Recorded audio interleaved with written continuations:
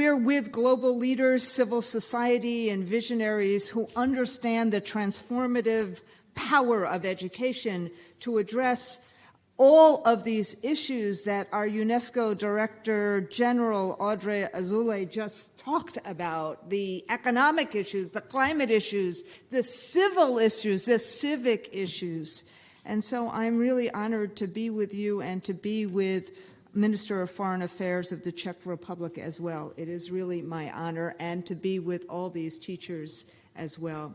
We live in fraught times, a global pandemic, rising authoritarianism that has been why we have a war in Ukraine, the deep factionalizing of communities made worse by the political extremism you just talked about, Director General, and the unchecked influence of social media, not just as a help in terms of how we help communicate and connect the world, but what it also does to create and increase this factionalization.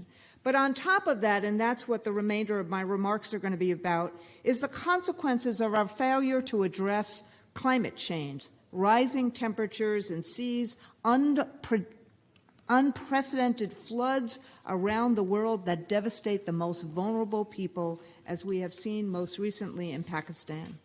Now, I can go on and on about what these situations are, but they affect 1 out of every 3 people in the world. We have seen this.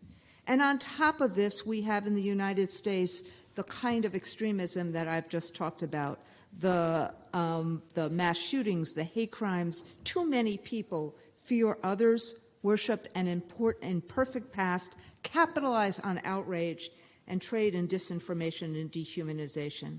But remarkably, with the help of the Biden administration, the sun is peeking through the clouds in the United States. Yes, we, the United States, must rejoin UNESCO.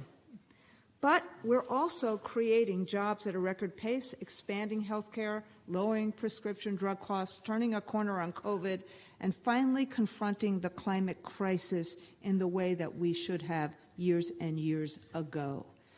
Let me give you a couple of examples that because people think of America, we don't have these problems. Yes, let's look at them in schools. In Philadelphia, where many of our teachers teach children, they are teaching in buildings that are outdated a half a century, requiring children to learn to read in poorly maintained school facilities with broken windows, with out-of-date HVAC systems that cannot handle 4 straight days of 90-degree weather. In Houston, where we represent educators, climate-powered Hurricane Harvey socked the city with 60 inches of rain, just like Fiona just stocked Puerto Rico with 24 inches of rain.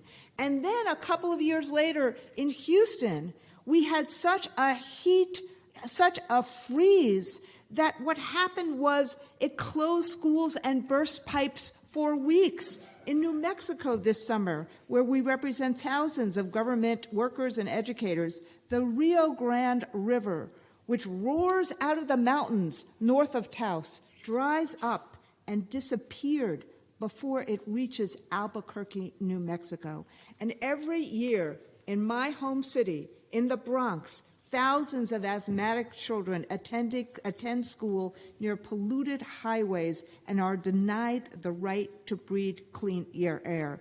I say this because the problems we have in America are problems we should be solving, and we should be leading in terms of climate change. And there are ways that we can do this.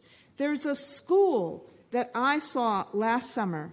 It's called the Kathleen Grimm School for Leadership and Sustainability in Staten Island, New York, just across the other harbor. When I was president of our New York City local, the UFT, we had no schools like this. You see, this school is a net zero building.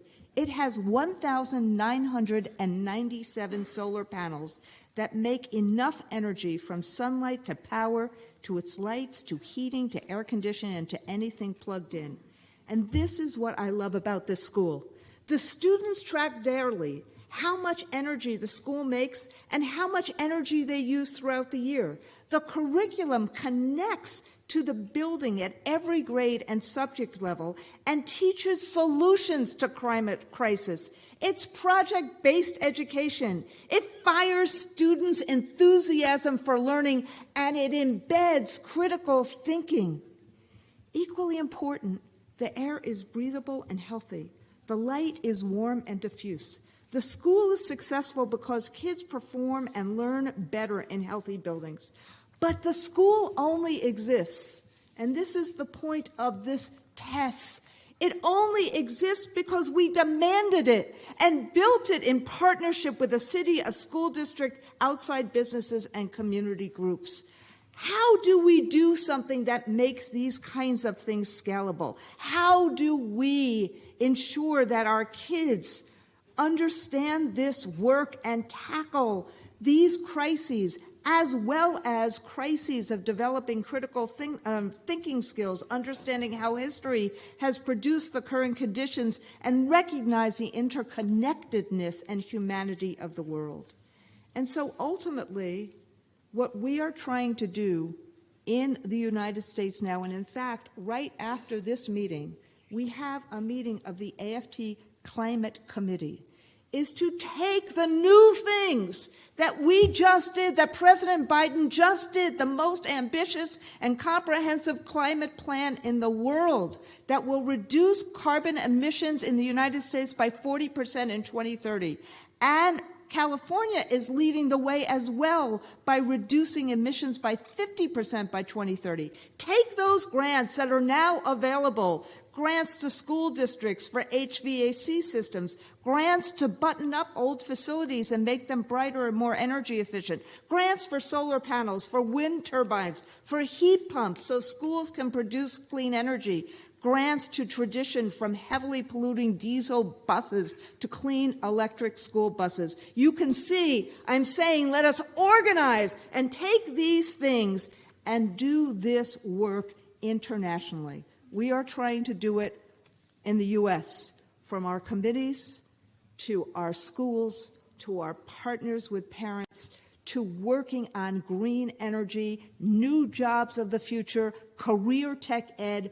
Bring this interconnectedness together. And I'll end this way. Our vision for how education must transform the world, making it more just and sustainable while solving the climate crisis, I saw that in the mission of the Catherine Grimm School that I mentioned earlier. That mission statement says, and I quote, "By integrating project-based learning and fostering natural curiosity and the wonder of children, we can cultivate the joy of learning and the development of creative problem solvers and analytical thinkers. Not only must educators prepare students for career readiness in college, but we must be able to develop and nurture the whole child so they become the leaders who make a difference in society." Wonderful. Thank you. Wow.